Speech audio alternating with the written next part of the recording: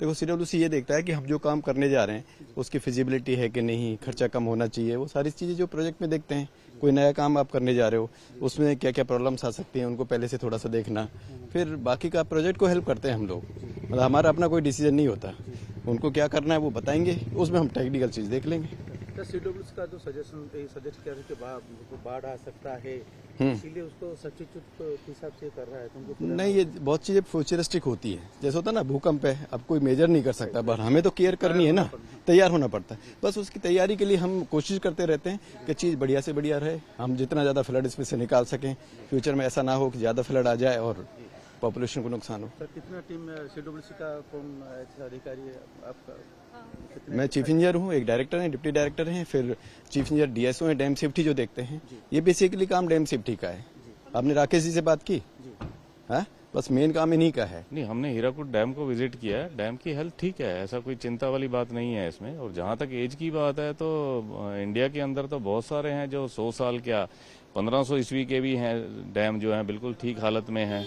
आज की डेट में भी आप देखिए तो 200 से ज्यादा डैम ऐसे हैं जो 100 साल से ऊपर हैं। तो रख रखाव अगर हम ढंग से करते हैं तो कोई चिंता का विषय नहीं होता है। अगर आप ढंग से रख रखाव करते हैं, टाइम से उसकी मेंटेनेंस करते हैं, तो उससे कोई फर्क नहीं पड़ता है उसके परफॉर्मेंस में। तो हीराकुड तो अपने आप में बढ़िया डैम है, इसमें सब चीज ठीक है, ऐसा कोई सेफ्टी का इशू नहीं है। वो तो जो हाइड्रोलॉजिकल जो इश्यूज रहते हैं, जैसे क्लाइमेट चेंज हो रहा है या उसकी वजह से हाइड्रोलॉजी रिवाइज हो रही है, जिसके चलते कि एडिशनल अगर फ्लड आता है तो उसको कैसे मैनेज करना, उसके लिए हम एडिशनल स्पिलवे की बात करते हैं। सीडब्ल्यूसी आंकड़ा में क्या था, शायद 26 अभी तो 15 लाख क्यूसेक का कैपेसिटी है डैम का, अब आ सकता है 26 मंथ समथिंग अलग आ सकता है। हाँ जी, ऐसा जो दोबारा से जब इसकी हाइड्रोलॉजी असेस की गई है तो उसमें ज्यादा फ्लड आ सकता है, तो उसको किस तरह से पास किया जा सकता है, उसके लिए क्या क्या हमारे पास टेक्निकल ऑप्शंस अवेलेबल हैं, उसी को देखने के लिए हम कर रहे हैं यहाँ पे कि पूरा ऑप्टिमाइज कर सकें सिस्टम को। डैम बना था कभी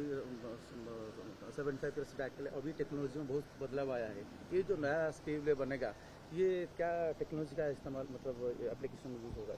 देखिए, जैसे ही अब नई टेक्नोलॉजीज आती हैं तो हम उसे अडॉप्ट करते हैं नई टेक्नोलॉजीज के हिसाब से। तो नई टेक्नोलॉजीज में से विश्वसनीयता और साथ में कॉस्ट सेविंग, दो चीजों को हमको ध्यान में रखना है। तो हम उन दोनों चीजों को ध्यान में रखेंगे ताकि कम लागत में हम अच्छी चीज बना सकें। तो सेकंड एडिशनल स्पिलवे कहाँ पर होगा सर? नहीं, अभी सेकंड फर्स्ट की बात नहीं है। अभी ये है कि किस तरीके से हम लोग इसमें से सेफली पास करवा सकते हैं। वो 1 से करवाएंगे या 2 से करवाएंगे या कुछ हम नॉन स्ट्रक्चरल मेजर लेंगे, कुछ स्ट्रक्चरल लेंगे, वो सब चीज पे डिस्कशन चल रहा है। तो शीघ्र ही उसमें सामने आ जाएगा कि किस तरह से करना है। सर, वो एडिशनल क्वेश्चन है सर, ये जो सील्ड जमा हो रहा है दिन प्रतिदिन सालों साल, हेल्थ के लिए मतलब उसका कोई सोल्यूशन है?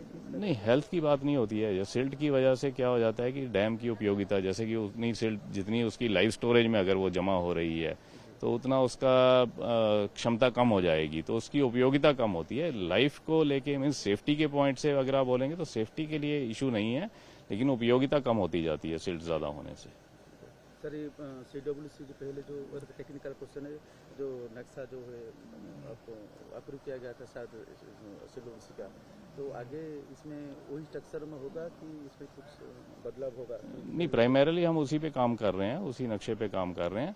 लेकिन कुछ एक ऑप्शंस, जैसे पहले भी हमने कहा था कि 2 फेजेज में होगा, तो वो 2 फेजेज में होगा या कोई 2 फेजेज वही रखने हैं या कोई उससे भी बढ़िया अल्टरनेटिव है, तो वो भी सोच रहे हैं साथ के साथ। जब सॉइल टेस्टिंग हो रहा था तो फर्स्ट 2 साइड में लेफ्ट और राइट स्पिलवे में, यहाँ पर हीराकुद का साइड ही, बुल्ला साइड में भी एक जगह में वहीं पर भी हुआ था, सॉइल टेस्टिंग हुआ था, फीट। तो क्या सेकंड फेज में वहीं पर भी हो सकता है सेकंड स्पिलवे? नहीं, देखिए, सेकंड स्पिलवे में अभी तो हम लेफ्ट बैंक पे जो मैक्सिमम इन्वेस्टिगेशन लेफ्ट बैंक पे ही हुई है, राइट बैंक पे नॉमिनल है जो भी हुआ है। तो राइट बैंक पे अगर काम करना होगा उसके लिए तो बहुत सारी और इन्वेस्टिगेशन करनी होगी। वो तो अभी समझिए कि हुई नहीं है इन्वेस्टिगेशन, वो एक कंसेप्ट है। हाँ, लेफ्ट बैंक पे हुई है इन्वेस्टिगेशन, उसके हिसाब से हम आगे बढ़ेंगे। नेक्स्ट फेज में आएंगे? हाँ, लगा रहेगा, सीडब्ल्यूसी की टीम तो आती रहेगी, क्योंकि स्टेट के साथ हमारा एसोसिएशन है, ड्रिप प्रोजेक्ट के माध्यम से भी है, टेक्निकल कंसल्टेंट के हिसाब से भी है, तो वो लगा रहेगा, आती रहेगी। इसमें वर्ल्ड बैंक का रोल है कि वर्ल्ड बैंक फंडेड प्रोजेक्ट? हाँ, ये वर्ल्ड बैंक का जो इसमें सपोर्ट रहेगा, तो वर्ल्ड बैंक के लोग भी साथ रहते हैं, क्योंकि टेक्निकल एस्पेक्ट्स में जो कि बेस्ट टेक्नोलॉजीज अवेलेबल हैं उसमें भी हेल्प करते हैं apart from funding. Sir last time जो टेंडर हुआ था वो तुर्की का एगिस कंपनी जो है वर्ल्ड का वो उसको बनाने का अनुभव है, उसका साथ जॉइंट वेंचर होता टाटा का। तो ऐसा मतलब जो दोबारा बनेगा तो उसी तरह का कोई अनुभवी कंपनी काम। हाँ नहीं, उसी तरह से हो, क्योंकि ये वर्ल्ड बैंक सपोर्टेड प्रोजेक्ट है तो उसमें वर्ल्ड बैंक के सिस्टम को फॉलो करना होगा, तो उसमें थ्रेश होल्ड रहती है, उस थ्रेश होल्ड के हिसाब से बिडिंग का माध्यम होगा। क्या क्राइटेरिया होता है सर वर्ल्ड बैंक का? उसमें जैसे उसमें रहता है रेगुलेशन के हिसाब से कि अगर आपका ये हाई वैल्यू प्रोजेक्ट है तो इंटरनेशनल कम्पिटिटिव बिडिंग में करना पड़ेगा।